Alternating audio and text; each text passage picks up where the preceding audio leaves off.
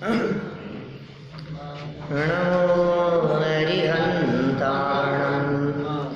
नमो सिद्धाणं नमो आय्याणं नमो वज्रायाणं नमो लोये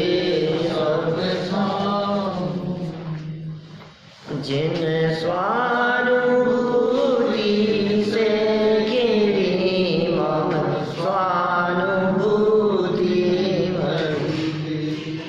श्री विमल धारा जैन शुद्ध आनंद अमृत से भरी समता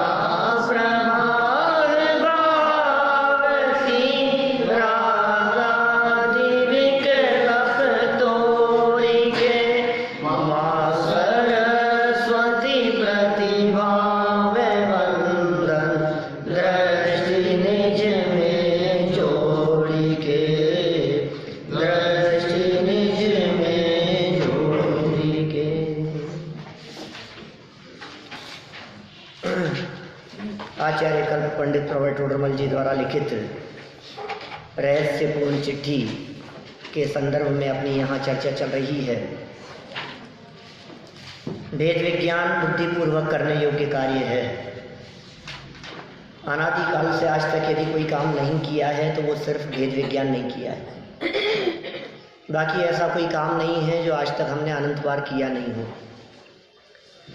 अनंत पंच परावर्तन हो गए संसार में परिभ्रमण करते हुए, अनंत काल व्यतीत हो गया, सिर्फ एक काम नहीं हुआ, निज में निजपना, अपने में अपनापन, पर में परायापन। यह भेद विज्ञान जब होता है तो उस भेद विज्ञान पूर्वक सम्यक दर्शन की प्राप्ति होती है, आत्मानुभूति होती है। यह जीव निर्विकल्प अवस्था को प्राप्त होता है। उस निर्विकल्प अवस्था को प्राप्त करने की क्या विधि है, उस निर्विकल्प अवस्था की प्राप्ति किस प्रकार से होती है, वो प्रक्रिया यहाँ अपनी चल रही थी। रत्न खरीदने का उदाहरण देकर के निर्विकल्प होने की बात कही, और यदि मैं पिछली बात को थोड़ा सा ध्यान दिलाऊं तो द्रव्य कर्म, भाव कर्म और नौ कर्म से भिन्न करने की बात कही थी। जो भेद विज्ञान हमें करना है, भेद विज्ञान माने भिन्नता का ज्ञान। वेद विज्ञान माने जो पर है उनको पर जाने, जो निज है उसको निज जाने, फिर पर को परायापन जानकर दृष्टि वहाँ से हटे और अपने को अपना स्वरूप जानकर अपने में दृष्टि केंद्रित हो। ये काम करना है अपने। ये विधि है, यही प्रक्रिया है सम्यक दर्शन की प्राप्त करने की। इसमें नौ कर्म से भेद विज्ञान बहुत महत्वपूर्ण दिखता है, क्योंकि हम सब द्रव्य कर्म, भाव कर्म के चक्कर में नहीं, नौ कर्मों को सुधारने बिगाड़ने में लगे हुए हैं। द्रव्य कर्म से तो भेद विज्ञान करना है, ठीक है, भाव कर्म से भी करना है, लेकिन द्रव्य कर्म और भाव कर्म से भेद विज्ञान की चर्चा ये समझ लो आप विशेष गहराई वाले लोगों के लिए, क्योंकि जन सामान्य तो इसको समझता ही नहीं है। आप सोचिए, शिवभूति मुनिराज ने जो भेद विज्ञान किया, समझ गए ना, शिवभूति मुनिराज, दाल और चिल्का भिन्न, उन्होंने जो भेद विज्ञान किया वे ना तो द्रव्य कर्म जानते थे ना भाव कर्म जानते थे। मतलब वो भेद विज्ञान कैसा भेद विज्ञान होगा, शरीर अलग है और आत्मा अलग है, बस सबसे इंपॉर्टेंट चीज़ ये है, क्योंकि हमने शरीर में अपनापन कर रखा है। सारी तकलीफ यहाँ से शुरू होती है, शरीर में अपनेपन से सारी झंझटें शुरू होती है। जितने संबंध जगत में दिखाई देते हैं वो सब शरीर के माध्यम से, और शरीर से जिसका अपनापन टूट गया अब घर से कैसे हो सकता है, शरीर से जिसका अपनापन टूट गया अब पत्नी से कैसे हो सकता है, पुत्र से कैसे हो सकता है, परिवार से कैसे हो सकता है, धन दौलत वैभव से कैसे हो सकता है, क्योंकि सारी चीजें सब किससे जुड़ी है, शरीर से जुड़ी है। एक से कनेक्शन तोड़ देने पर सबसे कनेक्शन अपने आप टूट जाता है, तोड़ा नहीं जाता। जैसे लाइट चल रही है, पंखा चल रहा है, ये माइक चल रहा है, नहीं, और ये सब जितने लाइट से चलने वाले सब हैं, और पावर हाउस से लाइट ऑफ हो गई, अब क्या होगा, अलग अलग बंद करने पड़ेंगे। एक से संबंध टूटने पर, एक बंद करने पर सब अपने आप बंद हो जाता है। स्वयं में बंद हो जाते हैं, बंद करना नहीं पड़ता है। तो शरीर से जिसका अपनापन टूट गया उसका बाहरी पदार्थों से अपनापन अपने आप टूट जाता है। इस शरीर के अपनापन तोड़ने को कहते हैं नौकर्म से अपनापन तोड़ देना। शरीर माने नौकर्म। शरीर से संबंध रखने वाले पदार्थ भी नौकर्म कहलाते हैं। घर बार महल मकान स्त्री पुत्र परिवार सब कुछ वो सब क्या है? नौकर्म। शरीर नौकर्म। तो इस नौकर्म पर हमारी चलती नहीं है, ये वेद विज्ञान करना है। और ये कब करें वेद विज्ञान बोलो? जब आपके सर दर्द हो, कर सकते हो? कह रहा हूं क्योंकि आप चाहते हो कि नहीं हो और हो रहा है, इसका मतलब आपके हिसाब से नहीं चल रहा है। यही तो वेद विज्ञान है। आप ऐसे गर्दन ऐसे मत लाओ, समझो बात को क्या कह रहे हैं हम ये कह रहे हैं जब भी कोई ऐसी प्रतिकूलता हो, ठंड लग रही है और आप चाहते हो नहीं लगे और लग रही है, तो हम चाहते हैं कुछ और हो रहा है और कुछ, इसका मतलब हमारे चाहने के बिना भी हो रहा है, हमारे नहीं चाहते हुए भी हो रहा है। तो जो काम हमारे नहीं चाहते हुए हो रहा है, इसका सीधा सीधा सा अर्थ है उस पर हमारी चलती नहीं है। यही अर्थ हुआ। हमने कहा ऐसा कर और बच्चे ने किया नहीं वैसा, इसका मतलब उस पर हमारी चलती नहीं है। यही अर्थ हुआ ना। किसी के ऊपर भी हमने कहा भाई साहब नहीं माने, तो इसका मतलब उन पर हमारी चलती नहीं। किसी भी संयोग के ऊपर ये नौकर्म से भेद विज्ञान करने के इतने चांस मिलते हैं हमारे को, दिन भर मिलते हैं चांस। नौकर्म से भेद विज्ञान करो, शरीर आदि पदार्थों से भेद विज्ञान करो। तुम्हारे हिसाब से चल नहीं रहा है, दुनिया तुम्हारे हिसाब से चल नहीं रही है, शरीर तुम्हारे हिसाब से चल नहीं रहा है, एक वस्तु तुम्हारे हिसाब से नहीं चल रही है। ये क्या हो गया? ये फट कैसे गया? ये गंदा कैसे हो गया? ये कबूतर ने बीट कर दी, ये क्या हो गया? ये ड्राई क्लीन के लिए दिया था, ये फिर भी साफ नहीं हुआ। तो कहीं तो नहीं चल रही है तुम्हारी। कहीं पेट्रोल खत्म हो जाता है, कहीं मोबाइल की बैटरी डाउन हो जाती है, तुम चाहते हो और चले और ये तो झटके से ही बंद हो गई। तुम बात करना चाहते हो, बात नहीं हो रही है, तुम चाहते नेटवर्क नहीं आ रहा है। इसका मतलब देखो, आप सुबह से शाम तक अपनी लाइफ को देखो। जब हम सुबह से शाम तक अपनी लाइफ को देखते रहते हैं तो समझ में आता है यार तो कुछ भी मेरे हिसाब से नहीं हो रहा है। खाता हूँ, खाना चाहता क्या हूँ, होता क्या है, बनाना चाहता क्या हूँ, बनता क्या है, इच्छा किस चीज़ की है, काम क्या हो रहा है, कुछ भी हमारे हिसाब से नहीं चल रहा है। और जहां आपके हिसाब से नहीं चले वहां तुरंत चोट मारना इस भेद विज्ञान के बल से।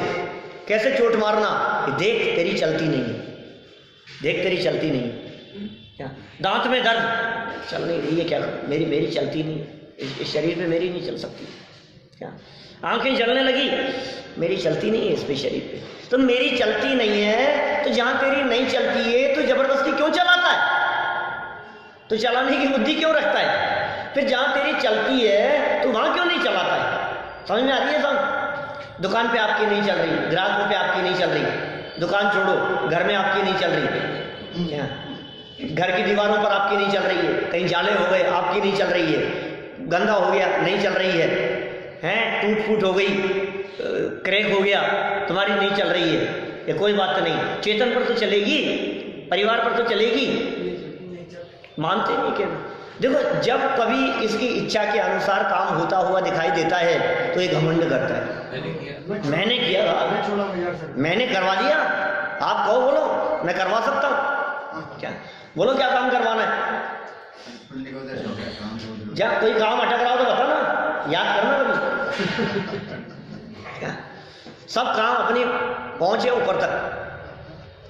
ऐसा वो फाइल आगे नहीं बढ़ रही, थोड़ा सा अरे क्या बात कर रहे हो, उस बाबू ने अटका रखी, तो आप कहो तो उसको ट्रांसफर करवा दें, सीट से हटवा दें उसको। अरे भाई, तेरे अंतराय कर्म का उदय है, इसलिए तेरा काम नहीं होता। कौन है उदय? यदि अंतराय का चल रहा है, पाप कर्म का उदय चल रहा है, तो पाप कर्म के उदय में काम नहीं होते। किसको दोष दे रहा है? ये पर वस्तुएं तेरे हिसाब से नहीं चलती है, इसलिए उनकी तरफ देखना बंद कर, उन पे चलाना बंद कर। ये नौ कर्म कितना अच्छा है। माने देखो, पाप कर्म का उदय वेद विज्ञान का मौका देता है और पुण्य कर्म का उदय अभिमान के पोषण करता है, तो बोलो कौन अच्छा दोनों में से? पाप का उदय या पुण्य का उदय? मैं उदय की बात कर रहा हूं। उदय अलग चीज है और भाव अलग चीज है। पाप का उदय अलग है भैया, और पाप भाव अलग चीज है। पाप भाव से अपना कल्याण नहीं होगा, ठीक है ना, लेकिन पाप के उदय में अपना कल्याण हो सकता है, क्योंकि पाप के उदय में कोई जीव पापी हो ये जरूरी नहीं है। उदय पाप का चल रहा है, क्या करें? पाप कर्म का उदय चल रहा है, इल्जाम लगा दिया, पाप कर्म का उदय चल रहा है, माथे पड़ गए, पाप कर्म का उदय चल रहा है, जबरदस्ती झूठे आरोप लगा दिए, पाप कर्म का उदय चल रहा है, क्या करे बोलो? ऐसे पाप कर्म के उदय में टोडरमल जी के ऊपर था पाप कर्म का उदय, कैसी परिस्थिति बन गई? पाप कर्म के उदय में शरीर साथ नहीं देता, पाप कर्म के उदय में कोई साथ नहीं देता। मित्र अरि हो जाए जगत में अशुभ उदय के आने से। पाप कर्म का उदय आता है तो मित्र भी शत्रु हो जाते हैं। पाप कर्म का उदय आया, सेठ सुदर्शन के ऊपर इल्जाम लगा दिया बोलो रानी ने, सुदर्शन सेठ पर, सुनिए कहानी सबने। फिर क्या हुआ? उदय पाप का था, क्या करे? पाप कर्म का उदय आया, पाप कर्म का उदय था पार्श्वनाथ स्वामी के ऊपर, वो कमठ पत्थर बरसाने लगा। उदय पाप का था लेकिन पापी नहीं थे। ये जितने मुनिराजों के चित्र दिखाई देते हैं, ये गजकुमार दिख रहे हैं, नीचे यशोधर मुनिराज दिख रहे हैं, पांडव मुनिराज दिख रहे हैं, सुकुमार सुकौशल मुनिराज दिख रहे हैं, इन सबके पाप कर्म का उदय तो है लेकिन पापी नहीं है, पापी नहीं है। उदय पाप का चल रहा है, अंदर में धर्म हो रहा है, पापी नहीं है। पुण्यात्मा भी नहीं कहूंगा, मैं कहूंगा धर्मात्मा है, धर्म कर रहे हैं, वेद विज्ञान की धारा चल रही है अंदर में।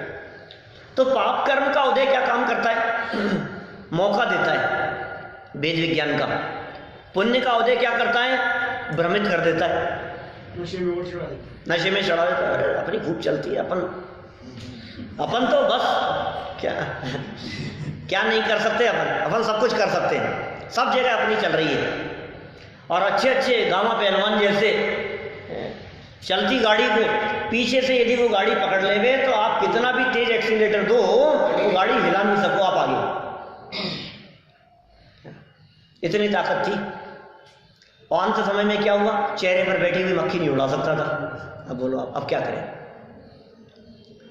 सुन गामा पहलवान का नाम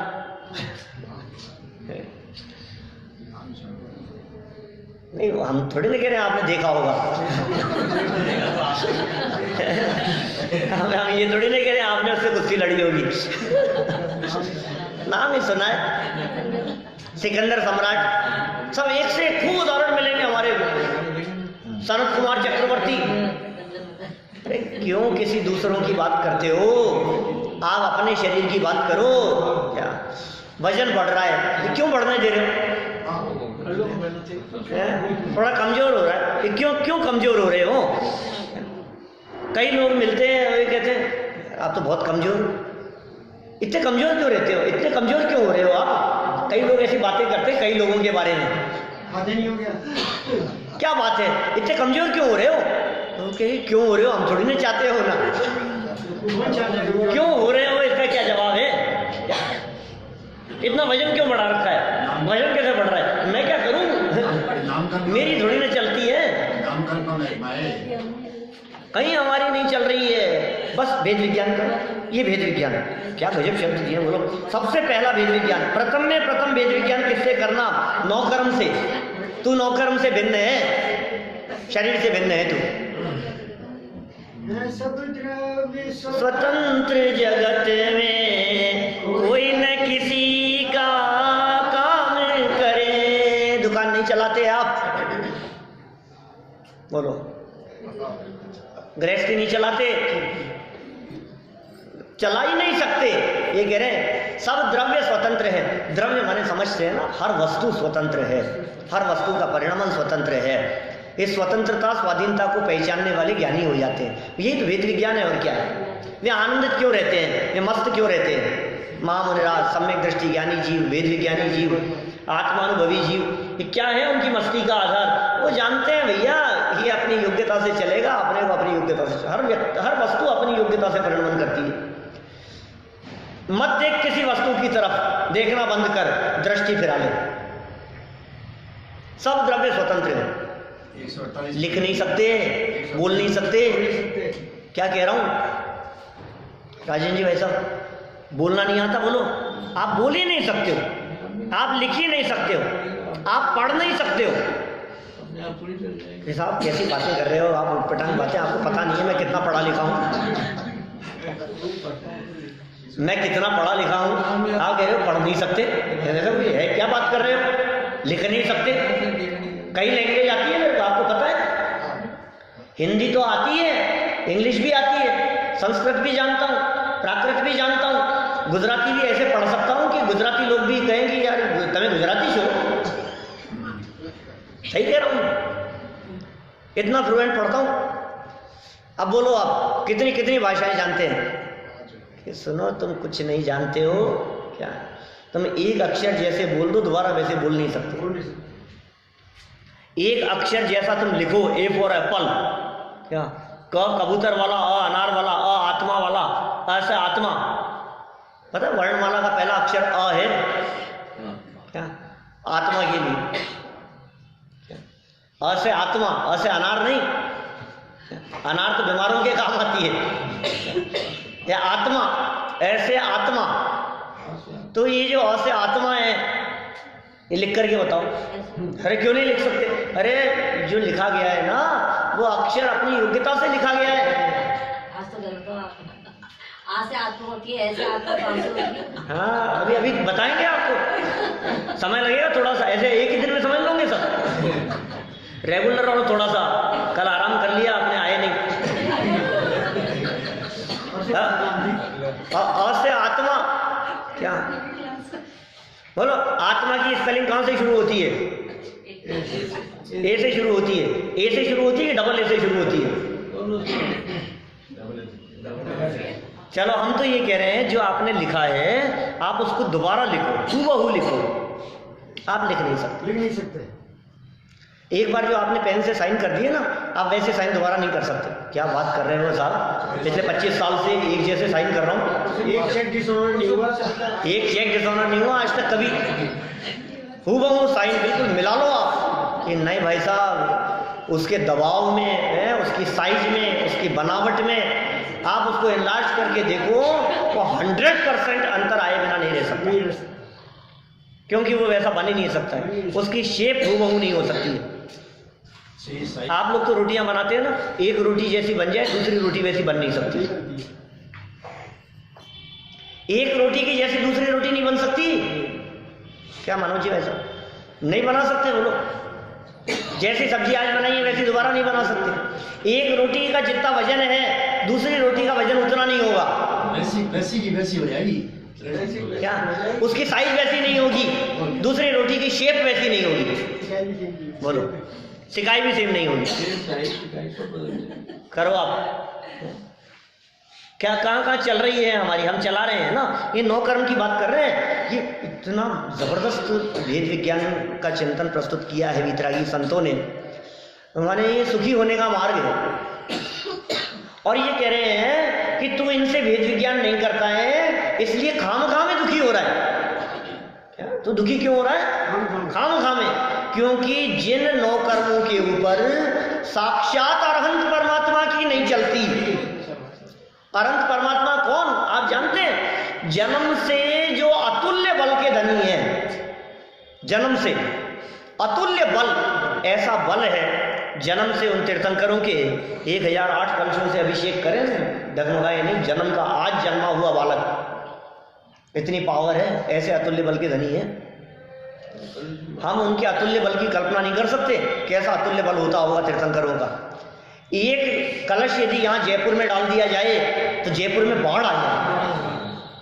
ऐसा एक कलश नहीं, 1008 कलश जिनके सर पर डाले जाएं और नहीं जरा डिगे जिन राजा, वो जिनेंद्र देव रंच मात्र भी विचलित नहीं होंगे, ऐसा अतुल्य बल। ये तो जन्म से बात है, और साक्षात अरहंत अवस्था जब प्रकट हो जाती है तो अतुल्य बल के साथ साथ शारीरिक बल तो है अतुल्य बल, और अंदर में अंतराय कर्म के अभाव में प्रकट होता है अनंत वीर्य, अनंत शक्ति संपन्न। तो क्या मजाल जो आघातिया कर्मों के उदय से मिले हुए संयोगों को इधर उधर कर दे। बोलो, चलती नहीं। अपने शरीर को टिका नहीं सकते, कितनी देर बैठना है, कितनी देर चलना है, कब गमन करना है, उठना बैठना गमन करना वाणी करना। वो अनंत वीर्य के धनी भगवान महावीर स्वामी 66 दिन तक दिव्य ध्वनि नहीं खिरी तो नहीं खिरी, विकल्प भी नहीं था उनको, तकलीफ भी नहीं थी कुछ भी। कौन करे बताओ, सौदागर इंद्र क्या करे? पूरे 2.5 द्वीप को ऐसे घुमा देवे, ऐसी ताकत है इन लोगों में, ऐसे डमरू की तरह पूरे 2.5 द्वीप को। ये तो जम्बू द्वीप है, जम्बू द्वीप के में बूंद बराबर अपना विश्व नहीं है, क्या कहें, 45 लाख योजन का, ये 1 लाख योजन का है जम्बू द्वीप, उसको ऐसे ऐसे घुमा देवे और 66 दिन तक इंद्रभूति को उपस्थित नहीं कर सके। लो कर लो, क्या करोगे आप? इसलिए आघातीय कर्मों के उदय से मिलते हैं संयोग, जितने संयोग मिलते हैं शरीर नाम कर्म के उदय से, नाम कर्म के उदय से शरीर संरचना, शरीर की सारी व्यवस्थाएं नाम कर्म के अधीन है, नाम कर्म के उदय पर निर्भर करती है। अभी बारीकियां बहुत है उसमें भी। अभी यदि मैं बात कहूं तो मैं कह सकता हूं नाम कर्म का उदय शरीर में कुछ नहीं करता। आप कहोगे यार ये तो आप कुछ ज़्यादा 148 नंबर लगे हुए हैं इनको संभालने के लिए, फालतू लगा। इसलिए नहीं करता क्योंकि इतनी बारीकियां हैं विषयों में, इन वस्तु स्वरूप का गहराई से जब मंथन करते हैं तो, क्योंकि नाम कर्म कार्माण वर्गणा है और जितने संयोग हैं ये शरीर है, ये आहार वर्गणा है, और वो जो कार्माण वर्गणा है वो कार्माण वर्गणा आहार वर्गणाओं की कर्ता धर्ता नहीं हो सकती। बोलो ये शरीर कौन सी वर्गणाएं है? ये 23 प्रकार की वर्गणाएं कही है पुद्गल की 23 प्रकार की वर्गणाओं में आहार वर्गणा है। इन आहार वर्गणाओं का परिणमन अपनी योग्यता से हो रहा है और नाम कर्म कार्मण वर्गणाओं का परिणमन अपनी योग्यता से हो रहा है। इसलिए यह शरीर नाम कर्म की रचना नहीं है। समझना क्या कह रहा हूं, बारीक बात है थोड़ी सी। यह शरीर नाम कर्म की रचना नहीं है, तो फिर क्या है? यही समझ रहे थे हम तो। सुनो सुनो, शरीर नाम कर्म की रचना नहीं है, शरीर संरचना में नाम कर्म का उदय निमित्त है। शरीर संरचना में कोई और कर्म का उदय निमित्त नहीं होता। शरीर संरचना में जिस कर्म का उदय निमित्त होता है उसे नाम कर्म कहते हैं। नाम कर्म के उदय से शरीर की संरचना बनती है, निमित्त कह दो, या नाम कर्म के उदय से बनती है ऐसा कह दो, कोई दिक्कत नहीं है। हाँ, नाम कर्म की संरचना कहेंगे तो क्या प्रॉब्लम है? क्योंकि नाम कर्म तो कार्बन वर्गणा के परमाणु है, ये उसकी संरचना थोड़ी ना, ये तो आहार वर्गणा की संरचना है। नाम कर्म की संरचना कैसे कह सकते हो? चलो खैर कोई बात नहीं, इतना आगे मत जाओ आप लोग, जिनके समझ में आ गई तो अच्छी बात है। यहाँ क्या कह रहे हैं? सही को जानो, 148 नंबर लगे हुए हैं। हाँ नहीं नहीं ऐसा नहीं है। नाम कर्म की 93 प्रकृतियां हैं, कुछ ज्ञानावरणी की प्रकृतियां हैं, कुछ दर्शनावरणी की है। इसलिए एक एक वाक्य जो बोला जाता है बहुत विचार पूर्वक बोला जाता है। हर वाक्य को बहुत गहराई से देखना। मैंने जो बात कही जा रही है, क्योंकि टोडरमल जी ने पेज नंबर 18 पर ये बात कही थी, जिन आज्ञा भंग करने का भय बराबर रखना। 17 नंबर पेज पर श्रोता के स्वरूप की चर्चा की, 18-19 के आसपास उन्होंने वहाँ ये बात कही वक्ता का स्वरूप बतलाते हुए, जिन आज्ञा भंग करने का भय सदा रखना। हमारे माध्यम से जिनवाणी की बात का गलत निरूपण नहीं हो। जो बात जैसी कही है वक्ता के स्वरूप में, देखो पीछे देखो, 16 पेज पे देखो, 16 पेज पे लिखा है। 17 पर ऊपर भी हो सकती है, 16 पर भी हो सकती है। जिन आज्ञा भंग करने का भय, वक्ता के स्वरूप वाला प्रकरण है। 17 नंबर पेज पर तो श्रोता के स्वरूप का प्रकरण है। हर समय भय रखना भैया, जिन आज्ञा भंग नहीं हो जाए, निरंतर अपने उपयोग में ये बात रखना। 15 नंबर पेज पर है, बोलो 15 नंबर पेज पर ऊपर ही ऊपर लिखा है। क्या लिखा है? जिन आज्ञा भंग करने का भय बहुत हो। किसके लिए कह रहे हैं ये? वक्ता कैसा होना चाहिए? 14 नंबर पर देखो, वक्ता का स्वरूप। वक्ता का स्वरूप माने बोलने वाला, माने जिनवाणी को पढ़ने वाला वक्ता वो कैसा होना चाहिए। 15 नंबर पेज पर क्या लिखा? जिन आज्ञा भंग करने का भय बहुत हो। क्योंकि यदि ऐसा नहीं हो तो कोई अभिप्राय विचार कर धर्म के विरुद्ध उपदेश देकर जीवों का बुरा करे। बोलो, सूत्र विरुद्ध उपदेश हो जाएगा। कितना भय होना चाहिए। तो ये आसान काम थोड़ी ना। आपको तो लगता है माइक लगा रखा है, मजे से बैठे हैं। अरे साहब, आपके तो ठाठ है, काय के ठाठ है, गणधर की गद्दी है, साधारण आदमियों को बैठना गणधर की गद्दी। एक एक वाक्य जो निकलता है वो वाक्य बहुत विचार पूर्वक, बहुत सावधानी पूर्वक, जिन आज्ञा का उल्लंघन नहीं होना चाहिए। जो बात कही गई है वो बात कितनी गंभीरता से। जनागम लिखना, जिनवाणी के वचन लिखना आसान काम थोड़ी ना। बोलना तो फिर चलो कोई बात नहीं, लिखना तो और कठिन काम है। और आजकल बोलना भी अच्छा आसान काम है। ये सारी रिकॉर्डिंग रहती है ये सब। आपने क्या बोला, क्या ऐसा थोड़ी ना है कि बोला और खत्म, कोई बात नहीं, किसने क्या सुना, चले भाई साहब रिकॉर्ड है। हर बात रिकॉर्ड होती है। हर बात मतलब कहाँ से कहाँ चले जाती है। कई लोग मिलते हैं रोजाना के प्रवचन सुनते हैं, ऐसे लोग मिलते हैं कई। ये कई लोगों को भेजते हैं। कई लोग मेरे, कई जो हैं बुआ सास वगैरह, और कई जो हैं किशनगढ़ में बहुत सारे लोग, वो सब रोज के रोज सुनते हैं, डेली के प्रवचन सुनते हैं। मतलब सभा में जितने लोग बैठते हैं इतने ही लोग सुनते होंगे करीब, क्योंकि वो फिर और आगे भेजते हैं, वो और आगे भेजते हैं, फिर सेकंडों में चले जाते हैं आगे। ये कहावत कहाँ घूमते हैं। एक ग्रुप में डाल देते हैं, वहाँ 200-250 लोग होते हैं। अब उसमें 200-250 में से 2 लोग भी यदि सुने, मान लो हो सकता है इतना 1-8% लोग सुनने वाले मान करके चलो, आप जितनों के पास में पहुँचता है उतने में से। ये कहावत खत्म हो गई। एक प्रकार शोभा का। हाँ, नहीं, बात रिकॉर्डिंग संबंधी है ना। वैसे भी अभी यही बात। चलो, बात क्या कर रहे थे हम यहाँ? 9 कर्म से भेद विज्ञान की बात कर रहे हैं भाई। 9 कर्म से भेद विज्ञान।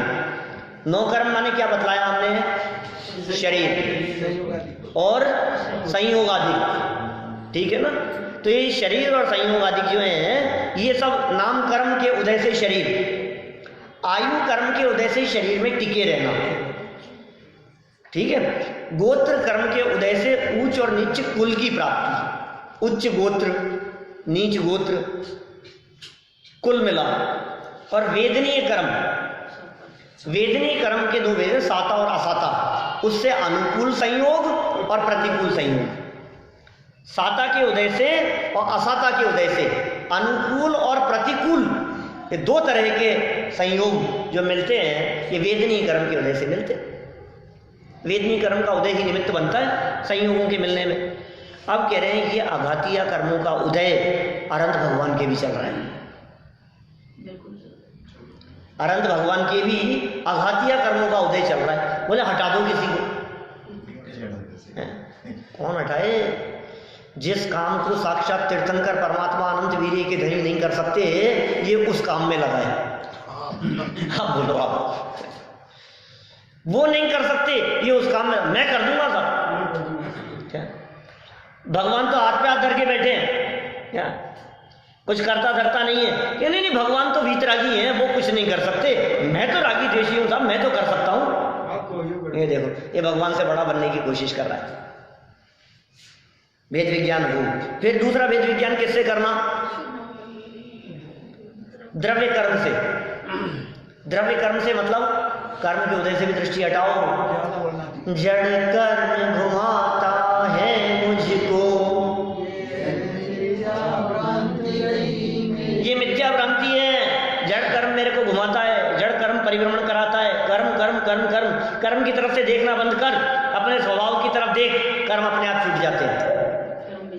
कर्म को छोड़ने का उपाय कर्म की तरफ देखना नहीं है, कर्म का चिंतन करना नहीं है। कर्म की कितनी प्रकृतियां हैं, कर्मों के कितने भेद प्रभेद हैं, कितने कौन कौन सी कर्म प्रकृतियां किस किस प्रकार का फल देती है, कौन सी स्वमुख से उदय में आती है, कौन सी परमुख से उदय में आती है, कौन से स्थान में कितनी कर्म प्रकृतियों की बंध विच्युति होती है, कितने का उदय होता है, कितने की ये होगा वो होगा, है किन में संक्रमण होता है, किन में नहीं होता है, उत्कर्षण अपकर्षण किन किन में होगा, कर्मों की 10 अवस्थाएं कौन कौन सी होती है। इन सब को जानने से कर्म नहीं छूटते। आचार्य कुंद स्वामी ने पूरा बंध अधिकार लिखा, पूरा आश्रम अधिकार लिखा, लेकिन कर्मों की एक भी प्रकृति को नहीं समझाया। ना आश्रम अधिकार में, ना बंध अधिकार में। शाम को चलता है समय सार। क्या बहुत समय लगेगा अभी तो पहुंचने में। क्या बोलो क्यों? क्योंकि भेद विज्ञान करना है उससे। कर्म की तरफ देखना ये कर्म से छूटने का उपाय नहीं है। अपने स्वभाव की तरफ देखना ये कर्म से छूटने का उपाय है। मेहमानों को घर से विदा करने का उपाय उनकी आवभगत करना नहीं है। अपने काम में लगे रहो, वो बेचारे करना बंद कर दो अपने आप से।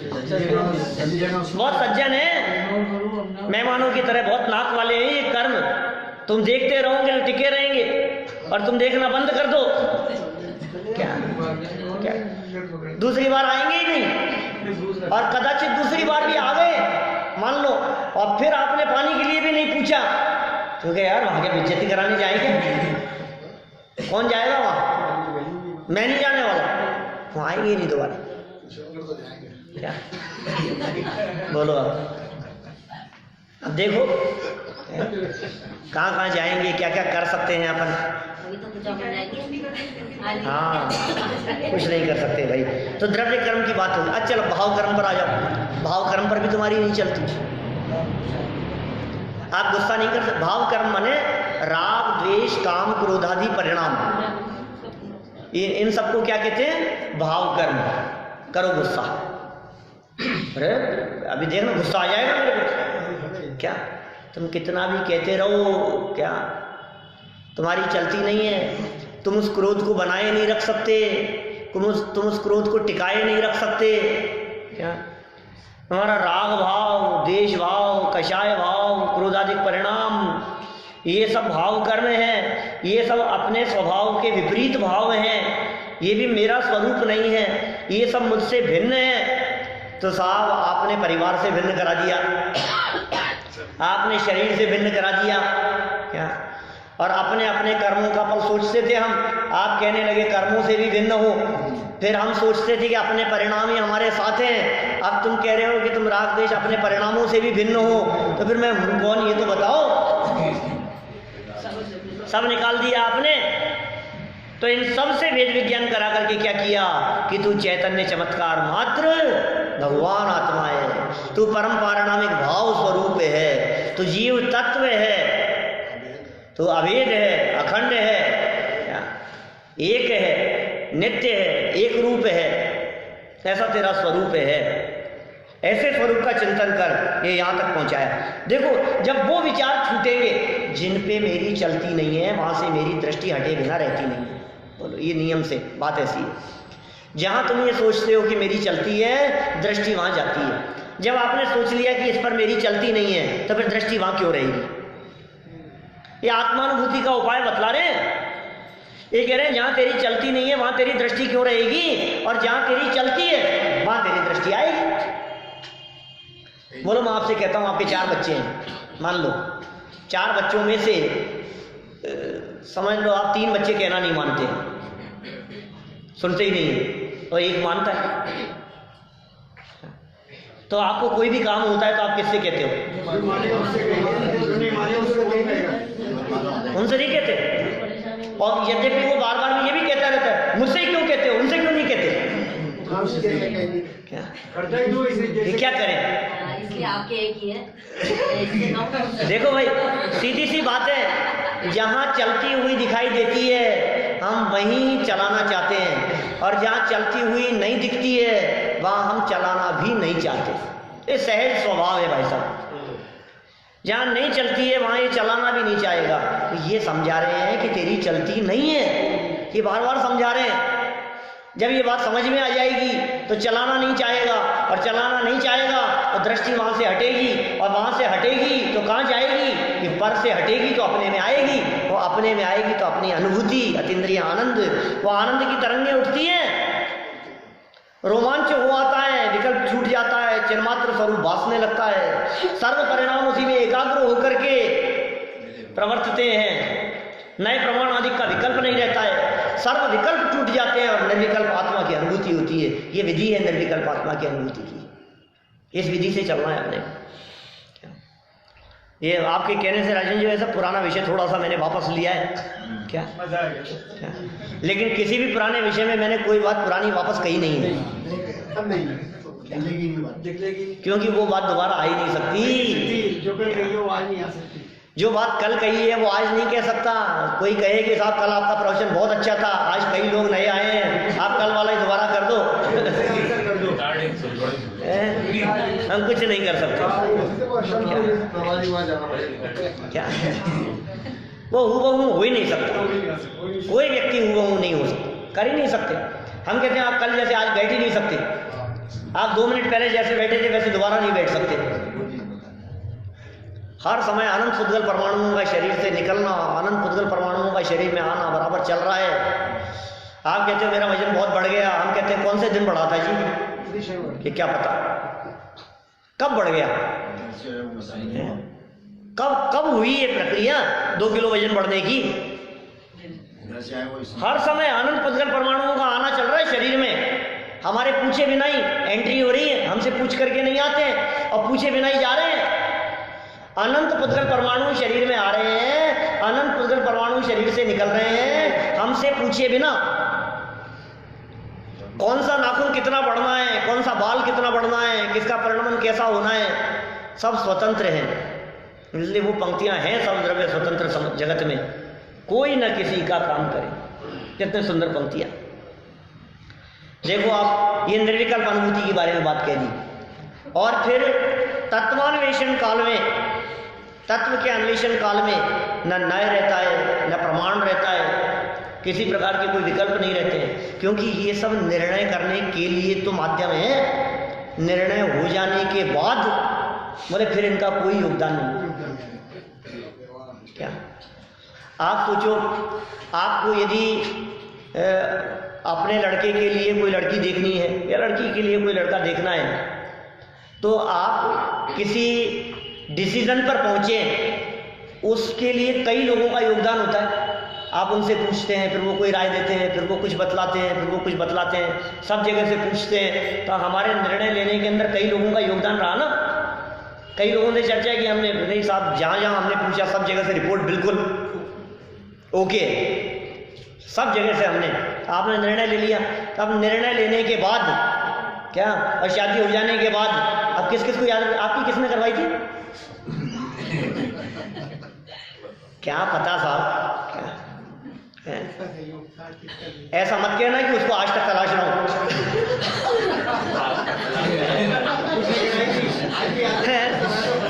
किसने कराई थी? अब भाई हम ये कह रहे हैं कि ये जितने जितने जितने साधन हुए आत्म वस्तु तक पहुंचने के लिए, जिनको हमने नए कह करके पुकारा, निश्चय व्यवहार द्रव्यार्थिक पर्यायिक आदि नए कह करके पुकारा, जिसे हमने प्रमाण कह करके पुकारा, जिसको हमने निक्षेप आदि कहा, मतलब ये सब विकल्पात्मक भूमिका में तो साध्य होते हैं। फिर जब सर्व विकल्प टूट जाते हैं तब निर्विकल्प आत्मा की अनुभूति होती है। और जब अनुभूति होती है तो उस समय न न्याय होते हैं, न निक्षेप होते हैं, न प्रमाण होता है, ये सब खत्म हो जाता है। समय सार में बहुत वर्णन किया है ऐसा, इन्होंने भी समय सार की टीका का हवाला दिया है, नीचे प्रकरण आएगा, अपन करेंगे सब चर्चाएं विस्तार से। तो मैंने ऐसे ऐसे कलश, मतलब जो 144वीं गाथा के आसपास का जो प्रकरण है ना, कर्ता कर्म अधिकार का जो अंतिम गाथा 144 कर्ता कर्म अधिकार की समय सार में, वो बहुत सुंदर प्रकरण। और आचार्य अमृतचंद्र स्वामी ने कलशों की जो लाइन लगाई है, क्या ये ऐसा नहीं है, ऐसा नहीं है, एक कहे बंधा है, दूसरा नए कहे बंधा नहीं है, एक कहे एक रूप है, दूसरा कहे अनेक रूप है। ये जो जिस तरह के विकल्प खड़े होते हैं, बोले सर्व विकल्पों को तोड़ो और तुम तो अनुभव करो। जब निज आत्म अनुभव आवे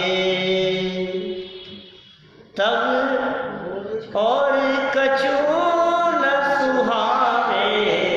जब निज आत्म अनुभव आवे, अपनी पहचान, विकल्पों की क्या अहमियत है ये बतलाया इन्होंने यहाँ। ये जो विकल्प हैं, ये विकल्प परम शुद्ध निश्चय वाले विकल्प चलने लगे। परम शुद्ध निश्चय का विषय, परम भावग्राही द्रव्यार्थिक नय का विषय, निश्चय व्यवहार की शैली में वो नयाधिराज परम शुद्ध निश्चय न उसके विषय की बात है। यदि द्रव्यार्थिक पर्यायर्थिक शैली की बात करूं तो परम भावग्राही द्रव्यार्थिक नहीं की बात है। यदि मैं समय सार छठवीं गाथा की शैली में कहूं तो जो ज्ञायक भाव है। यदि मैं नियम सार की शैली में कहूं तो मैं कह सकता हूं जो कारण परमात्मा है। यदि मैं तत्वार सूत्र की शैली में कहूं तो मैं कह सकता हूं जो परम पारिणामिक भाव स्वरूप है। क्या बोलो? यदि मैं द्रव्य संग्रह की भाषा में कहूं तो मैं कह सकता हूं सव्य शुद्धाऊं शुद्धनया। यदि मैं डॉक्टर भारिल साहब की शब्दों में कहूं तो मैं कह सकता हूं मैं ज्ञानानंद स्वभावी हूं। और यदि मैं वर्णी जी के शब्दों में कहूं तो मैं कह सकता हूं मैं वह हूं जो है भगवान, जो मैं हूं वह है भगवान। कि साहब आप जिस अनुभूति की इतनी बातें करते हो, ये अनुभूति गृहस्थ दशा में हो सकती है कि नहीं? ये गृहस्थ आत्मा में जा सकता है कि नहीं? क्या बहुत लोगों को इस प्रकार के विकल्प खड़े होते हैं। एक दो नहीं, सैकड़ों प्रमाण हैं। पिछले दिनों में हमने कई प्रमाण आपके सामने इस तरह के प्रस्तुत किए हैं। अभी मुझे योग सार की 65 नंबर की गाथा याद आ रही है। योग सार की 65 नंबर की गाथा में क्या कहा? सागार यानगार हो पर आत्मा में वास हो, जिनवर कहे अति शीघ्र ही वह परम सुख को प्राप्त हो। क्या कहा? पहली लाइन में देखो, साफ साफ स्पष्ट शब्दों में प्रयोग किया है। सागार हो, सागार माने होता है गृहस्थ, या अनगार हो माने मुनि हो। मुनि हो या गृहस्थ हो पर आत्मा में वास हो। क्या इसका मतलब? मुनि अवस्था में तो आत्मा में वास होता ही है, हो ही सकता है, कोई बाधा नहीं है। गृहस्थ अवस्था में भी आत्मा का वास हो सकता है। 1600 साल पहले, 1500 साल पहले योगेंद्र देव आचार्य ने योग सार ग्रंथ की 65 नंबर की गाथा में यह बात लिखी। आत्मा अनुभूति गृहस्थ को हो सकती है कि नहीं? क्यों? गृहस्थ के पास आत्मा नहीं है क्या? तो फिर अनुभूति क्यों नहीं हो सकती? सहनी पंचेंद्रिय है, मन वाला है, बुद्धिमान है। विकल्प से निर्विकल्प ही तो होना है, और निर्विकल्प होना तो आप बहुत अच्छी तरह से जानते हो। सब काम धाम निपट जाते हैं तो निर्विकल्प हो जाते हो। शादी विवाह का प्रसंग चल रहा है, दुनिया भर की जिम्मेदारियां माथे पर है, सब अब वजन उतर गया, अब क्या, अब आप निर्विकल्प होकर के बैठ जाते हो। यही तो है। ये भी यहाँ कह रहे हैं आत्मा के स्वरूप के बारे में जानो, पहचानो, उसके स्वरूप का निर्णय करने का प्रयास करो। कैसा है आत्मा? अनेक प्रकार की युक्तियों से, अनेक प्रकार के साधनों से, समझ लो आप, निर्देश, स्वामित्व, साधन, अधिकरण, स्थिति, विधान, सात, संख्या, क्षेत्र, स्पर्शन, कालांतर, भावार्थ, बहुत्वेश्य, ये सब साधन ही तो बतलाए। प्रमाण नए अधिगमय है। तत्वार सूत्र के अंदर पहले अध्याय का 6वां सूत्र, 7वां सूत्र, 8वां सूत्र, ये सब सूत्र साधन ही तो बतलाए। और क्या होगा? स्वामी आचार्य ने किन किन साधनों से कैसे कैसे निर्णय करना है वो सब विधि उन्होंने बतला दी। फिर निर्णय हो जाने के बाद में अब क्या होगा? अब निर्णय होने के बाद में क्या होगा? अब निर्णय होने के बाद में कुछ नहीं, मजे करो, अब क्या हो गया काम। सबसे बड़ा काम है निर्णय, डिसीजन। निर्णय नहीं होता। निर्णय लेने के अंदर महीनों लग जाते हैं, निर्णय लेने में वर्षों लग जाते हैं। क्या? और निर्णय हो जाने के बाद में बोले फिर तो हो गया।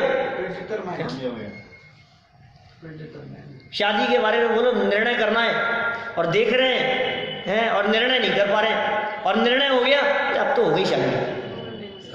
निर्णय हो जाने के बाद में कोई दूसरा व्यक्ति उस लड़के के बारे में पूछे, तो कहते नहीं नहीं उनकी तो हो गई पक्की, उनका तो हो गया है।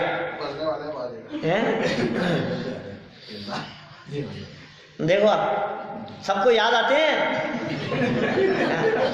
क्या? इनको तो बहुत याद आते देते घोड़ी पे। हाँ, ये चढ़ा देते हैं, ये बाजे बजा देते हैं, बाजे बाजे बजा देते हैं और पिक्चर बना देते हैं।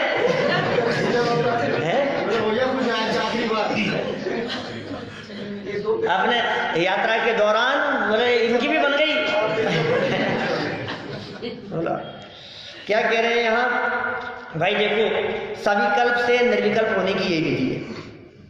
ये विधि यहाँ इन्होंने बतलाई है। मैं रत्नों वाले एग्जाम्पल को वापस पढ़ता हूँ। है। फिर शेष चर्चा अपन कल आगे बढ़ेंगे, इस विषय को और आगे बढ़ाएंगे। ज्ञान की क्या स्थिति रहती है उसके बारे में चर्चा करेंगे। रत्न खरीदने में अनेक विकल्प होते हैं। यहाँ इन्होंने रत्न शब्द का प्रयोग किया है। आपको जो चीज़ पसंद हो वो चीज़ आप यहाँ लाएं। क्या मकान बनाने में अनेक विकल्प होते हैं, फिर बन जाने के बाद में कुछ नहीं, मज़े से रहता है। भोजन बनने के समय किसी मेहमान को बुलाना है, अब क्या करो कि बुलाना है तो बुलाने अनेक विकल्प होते हैं। क्या बनाएंगे, क्या करेंगे, ये बना लेंगे, ये सब्जी बनाए, मिठाई क्या होगी, मीठे में क्या होगा, नमकीन क्या होगा, कितने बजे आएंगे, ये वो दुनिया भर के विकल्प चलते हैं। अब फिर सब निर्णय हो जाने के बाद में मतलब कोई विकल्प नहीं। देखो मेहमान विकल्प करके नहीं आता, क्या वो अतिथि है, उसे कोई विकल्प नहीं है। रत्नों को खरीदने में अनेक विकल्प होते हैं, लेकिन प्रत्यक्ष पहचान, ये प्रत्यक्ष अनुभूति की बात कर रहे हैं। प्रत्यक्ष अनुभूति के बाद में विकल्प नहीं होते, तो उसे पहचानने से, जब विकल्प नहीं है तो पहनने से सुखी होता है। इस प्रकार सविकल्प के द्वारा निर्विकल्प अनुभव होता है, और ऐसा निर्विकल्प अनुभव हम सभी के जीवन में प्रकट हो, इसी मंगल भावना से बात को विराम।